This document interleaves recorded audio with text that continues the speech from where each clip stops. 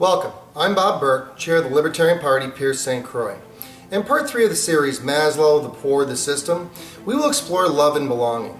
Now, while we could easily fill this video with statistic after statistic about the destruction of the family unit, we will try and take this exercise one step further and explore why this very important level of Maslow's hierarchy has actually been used against our poor. To begin illustrating this, I have a 1-minute story that I'd like to share, written by G. Edward Griffin and told by Chris Dewayne, called The Duck Dinner. There is the story of a New England farmer with a small pond in his pasture. Each summer, a group of wild ducks would frequent that pond. Try as he would, the farmer could never catch one.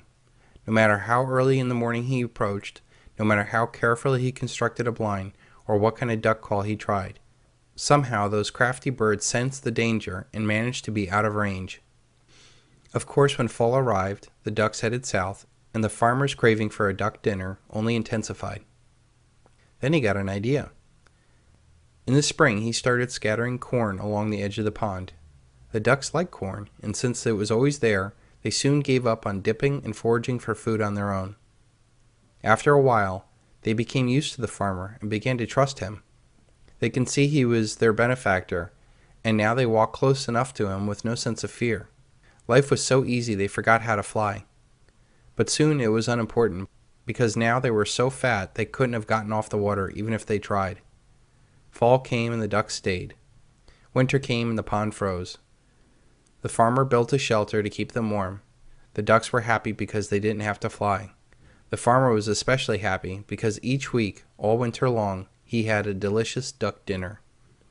That is the story of America's Great Depression and our future. Wild horses used to roam the countryside free and independent. The same process man used to domesticate the horse is the same process the elite have done to enslave humanity. Friends, it is a compassionate thing to care for our poor and vulnerable, but it is cruel to think that the current system meets the true love and belonging needs of these people. The red and blue teams have used the system of safety to expand their influence and power while destroying the connection to the family. You know, Vladimir Lenin once said, "Destroy the family and you destroy society." In fact, no-fault divorce was invented by the Bolsheviks in 1918. The Bolsheviks destroyed the middle-class notion of the family and the home and recreated an allegiance to the government that oppressed the people for over 65 years. The United States began that social experiment with no-fault divorce in 1969. In this chart, you can see the impact is not just on living arrangements, as suicide skyrocketed along with those divorces. No one wants people to stay in an unhappy or an abusive relationship. But when breaking up a family is this easy, there is no reason to try and stay together.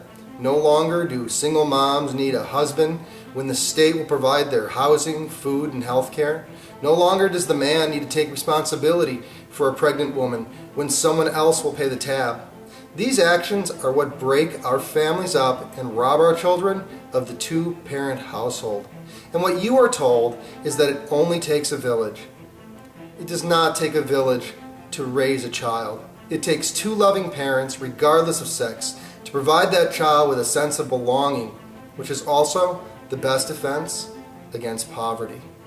Our founding fathers did believe in social safety nets, but were very cautious about any system creating dependency. But today, our poor get trapped in a system which benefits the party that creates dependency for them, and that will be defended at the ballot box by them. And the red and blue team do it to most of America with Social Security and Medicare, which is precisely why they are willing to drive that bus right off the cliff. They won't risk the chance that you don't love and feel belong to them at the ballot box. You are not free. You are a slave to their programs, and they know it. The Affordable Health Care Act was not about better access to health care. It was about trapping even more people in their model of dependency. Replace independence and self-reliance with government, and you will only really need to love two people, yourself and the hand that feeds you. Tell me that you don't feel with every new program like it's dinner time in DC, and your independence and self-reliance is on the menu. In Part 4, we'll explore what lies above the black ceiling in recognition and status. Peace.